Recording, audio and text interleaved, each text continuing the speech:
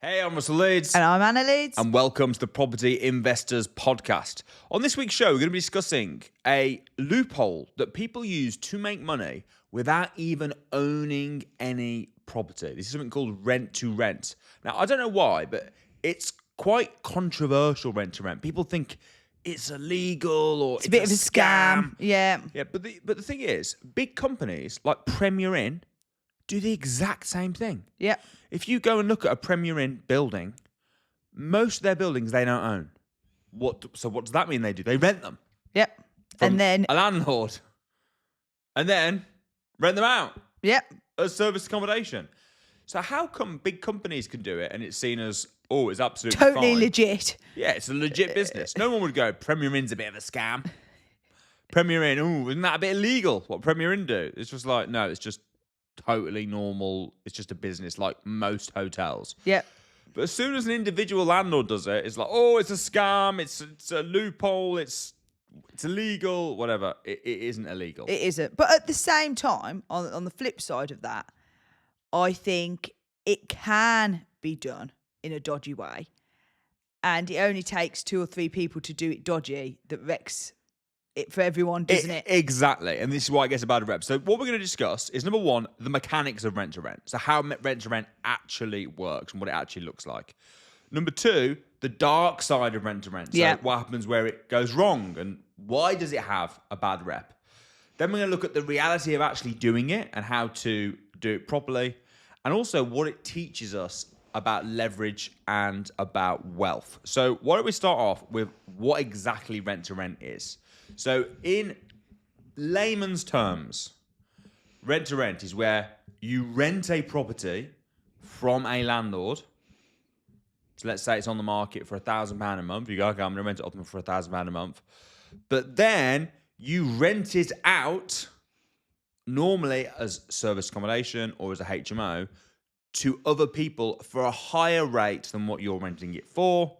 Therefore, you make a profit. Yeah. It's a business. It isn't passive income. No.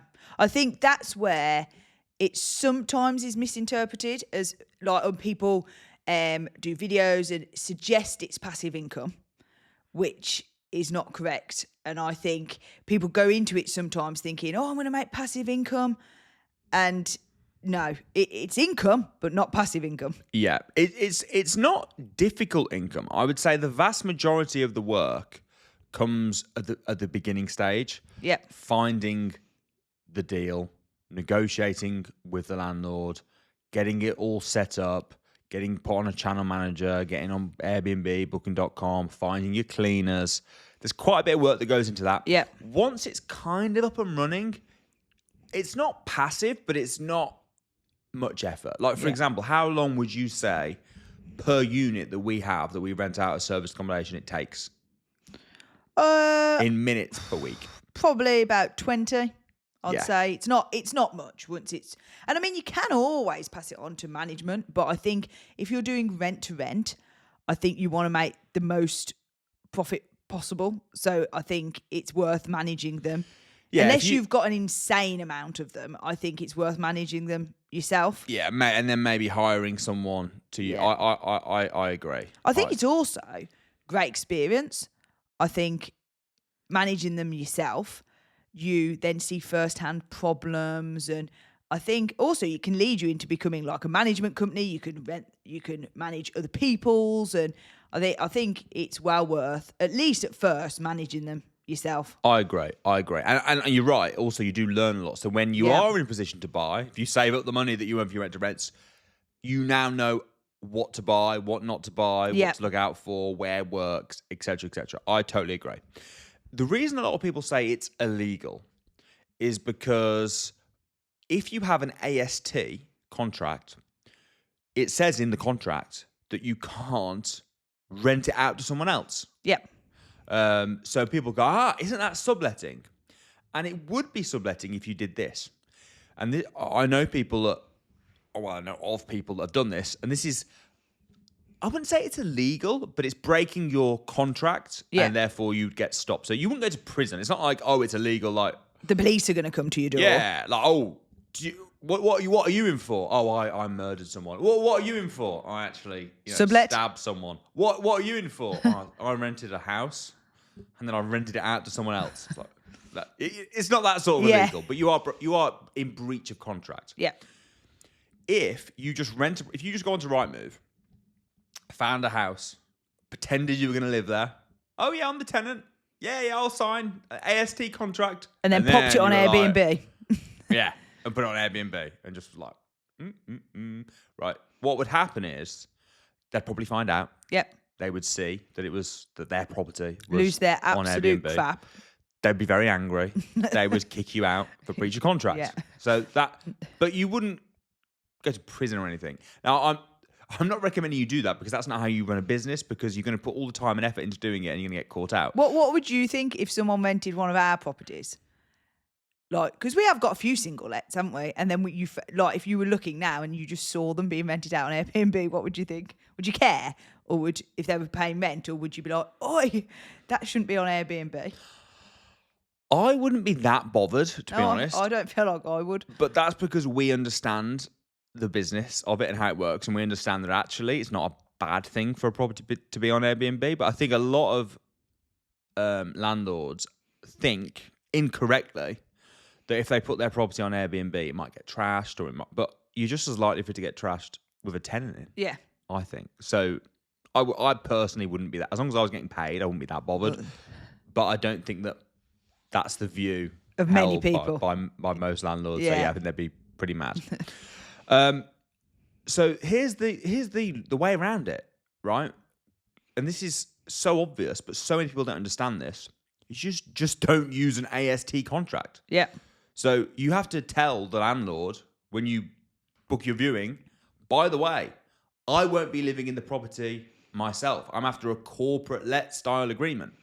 And then you have a different contract because it's not illegal. It's only breach of the contract. If you've got a different contract that you're not in breach of that says you can rent it out, then you're fine. You just need the right contract. What would you suggest for people starting out who think, yep, this sounds perfect then, doing a rent to rent? Is it as easy as just, right, well, I'm going to go down Hamptons in my local and go in and go, excuse me, I want a rent to rent then, please. I've decided I'm going to rent somewhere and show me some properties you've got up for rent to rent. Yes and no. So most of what you said, yes, that would be absolutely fine. Now, the problem is a lot of estate agents don't want to do corporate lets. Yeah.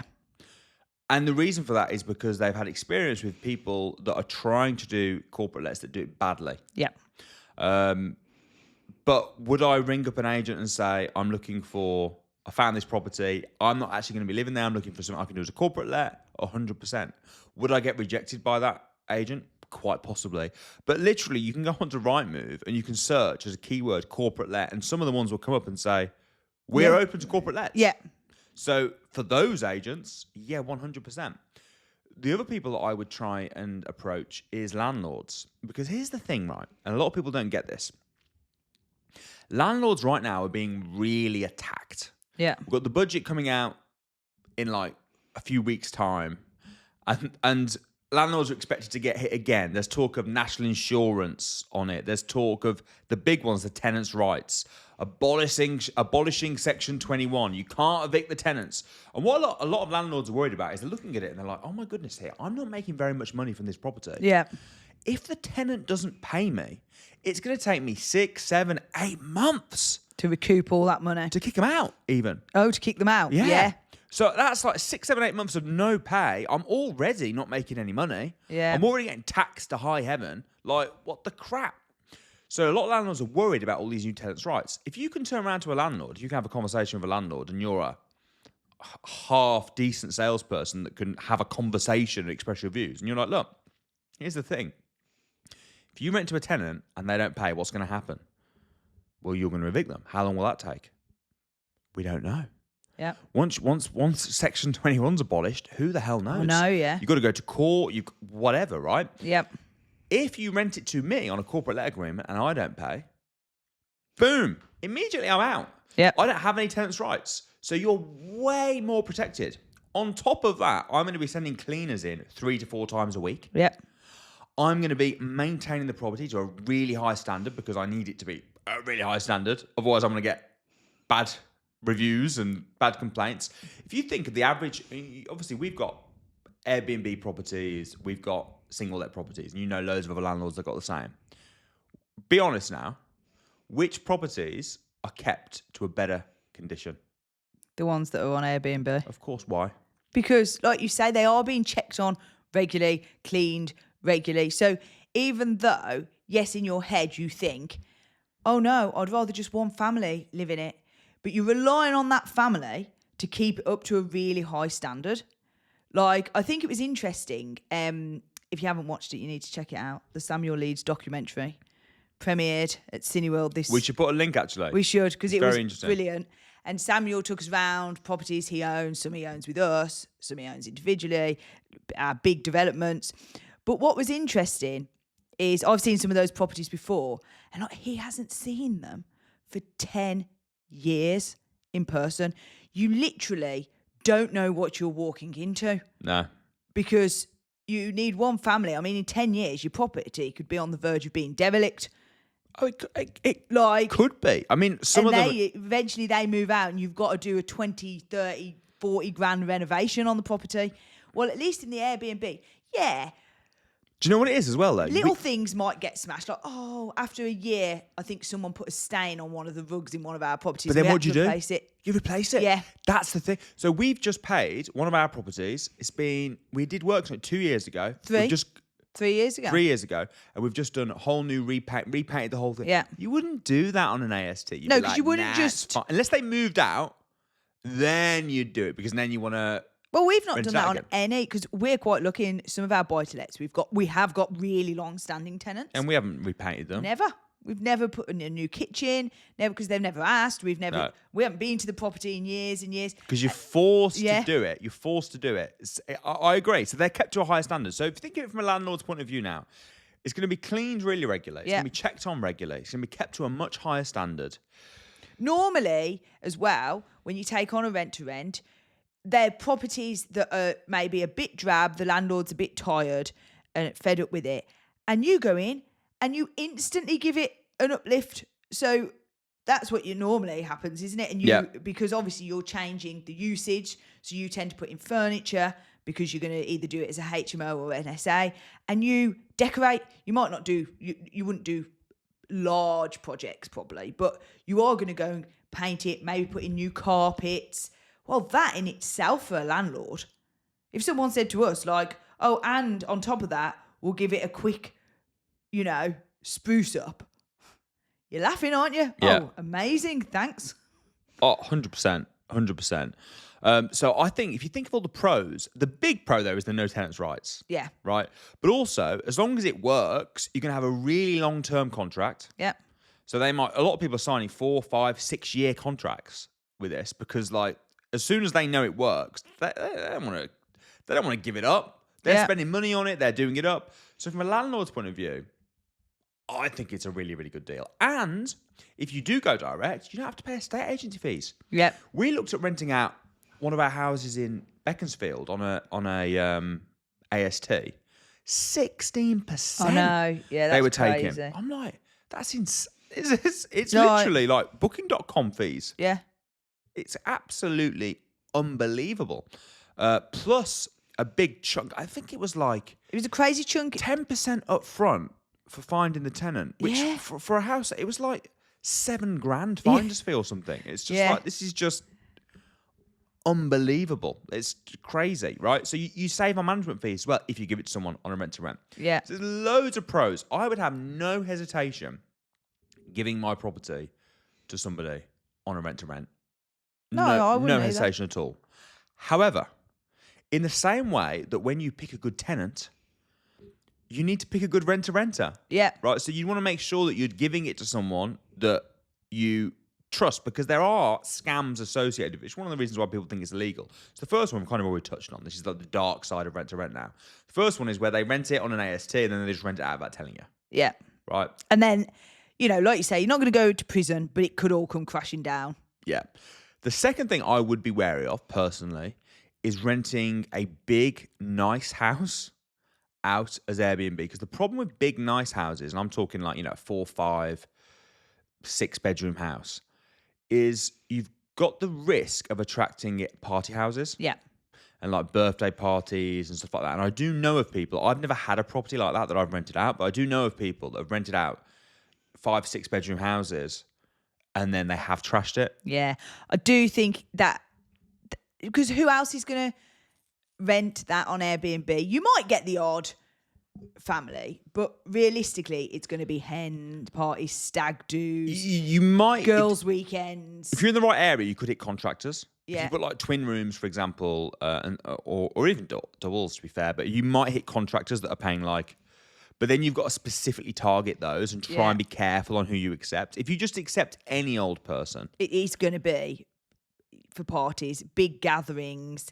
Yeah. And I think if you know that and you're doing it, say we did it on this house and we knew that was going to be the case. I wouldn't want to rent this house out on Airbnb. No, I wouldn't, because it would become just a big party house. The problem is it's such an expensive house. The damage that you could do, and the damage that you could do to this house could cost us like literally hundreds of thousands of pounds. Isn't, and then I'll give it a 2 or 3 grand refurb and all back good again. See, for rental type, this isn't a rental. I wouldn't want to rent this out particularly though as a rental at all. No, it doesn't add up. It doesn't work, right? It doesn't work. So if you're buying rental type properties where you can go in, you can give it a 5 grand refurb, you're going to make, people that do landlords that rent out a service accommodation, you're going to make like easily $1 grand a month. Yeah. Easily. So that's what, 15, 16 grand a year you should be making really from any given property. Yeah. So yeah, if it does get fine, I'll refurb it. Yeah. Whatever. If it gets trashed every couple of years, no biggie. Yeah. I wouldn't have loads of expensive stuff in there. I wouldn't have. I think you can. I think if you want to do party houses, it's a different business. We had Patricia on about 6 months ago, and she has done it. But you've got to see it as like, I am doing party houses, not I'm doing Airbnbs, and sometimes big parties come in. Yeah. Because you're setting yourself up. Like she put in, her houses, because we've been to some of them, were brilliant. She put in pool tables. She set it up knowing they were going to throw big parties. She even was saying about how she has to pay the cleaners extra for cleaning up sick, which quite often happens. I mean, that actually just made me feel a bit sick saying that. Don't be sick there, yeah? You have to send Patricia's cleaner over. Yeah, because can you imagine if we rented this out and then people were being sick? No. But I think if you're set up for that, she knows she's doing that. All her houses at the time were party houses. She knew what she was doing. Yeah, that's her business. That's a business. And if you're doing that, fine. But just to get a large... I tell you where you'd have to pay a lot. Rent and put it on Airbnb. We also had James on the show a little while ago. Oh yeah, that was funny. And he's renting one of his places out. And apparently it does like double, triple what all his others get. I wonder how much he has to pay his cleaners. That's what I was going to say. It's a sex room. It's got like whips and handcuffs and all. Yeah, I wonder what he has to pay. I'd hate that job. Imagine you ringing up the cleaning company. Can you clean my Airbnb? Yeah, sure. Yeah. Then they rock up and they're like, oh my gosh, no. What have I walked into here? Also, it was like he bought a big HMO and he turned the basement into it. Right, so the other rooms he was renting out as normal rooms. Then you had the basement, the dungeon. That was, no, I would not want to be the cleaner of that one. I'd be like, I'll do the other 5 rooms. Anna, you can go down and do the basement. Oh, yeah. No, that's too much. And again, apparently, I've heard that actually does rake in a lot of money. So sometimes thinking outside the box. Yeah. But it's a separate thing. It's like you have to study that kind of business and come up with clever things and, get you the appropriate cleaners. Don't shock someone into just thinking it's a normal clean. I'll give you another example of stuff, right? Here is some stuff that could happen, bad stuff with Airbnbs. And this sort of comes with giving lots of people access to your property. Yeah. So one in the news the other day. So someone rented their house out on Airbnb. Yeah. I think it was their actual personal home as well. And they rented it out for a few, they were away for the summer or whatever. They rented it out on Airbnb. One of the guests that stayed in the property came in, put it up for, pretended they owned it, put it up for rent on open rent, did viewings, took deposits off people for it, Wow. moved someone in, and then they just left, right? So the owner got home, and there's someone living in their house, and they're like, "Oh, were you the guest?" They're like, "No, we're the tenant. We rent it." They've got proper AST contract with them and everything, and the owner's like, "What the hell?" Right, so I suppose just giving people access, keys to your house or access to your house where you're not monitoring them and they don't have see, when you have a tenant in, you've got their passport. If you've got a guest comes in that's booked through Expedia or there's not that same level of accountability. They might not even be from this country, right? I do think nowadays with things, and people are getting clever with scams, and some of the stuff people pull off is insane. I do think now keys. You worried about keys? Yeah, I think all our new ones. We've still got some that are keys that we haven't changed yet. Although even just telling the story makes me want to change it. I'm thinking. Oh, but a lot of them have got smart locks where the code changes. In which case they would only have access during their stay, and the second their stay finished, their access is gone. Yeah, so they'd have to be quick on it. And then what would they do when they do rent it out? They wouldn't be able to get the tenant in, would they? Because the code would be gone. So that kind of rules that out if you're not using keys. Yeah. Because do you know another thing that always scared me about keys? And I think of it when I go to any Airbnb and it's got a key. Why would it not stop someone going and cutting the key? And then just coming back any old time? Yeah, and I always think, imagine if someone just rocks up and he's just like, I don't know, lives there when it's empty, or I don't know, how sinister. I mean, we could go on a list of really sinister things people could do. Well, you hear stories, don't you, about like people that live in other people's houses, like hide in the. I think it was a celebrity actually. They were saying, I noticed stuff was like missing from the fridge. Oh. So I like put a camera up, and then I saw this random woman coming in. I was like, what the hell? And she was living in the attic, and she'd broken in, moved from the attic, and then was going down nicking stuff. Yeah. From the fridge. I suppose if you're renting it out and get lots of people coming and going, you're opening yourself up for stuff like that.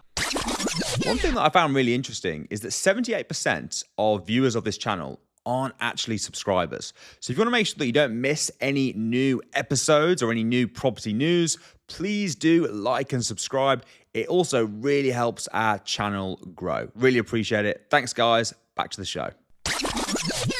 Didn't you know someone, though, that actually happened to? Yeah. Oh, and it was really creepy.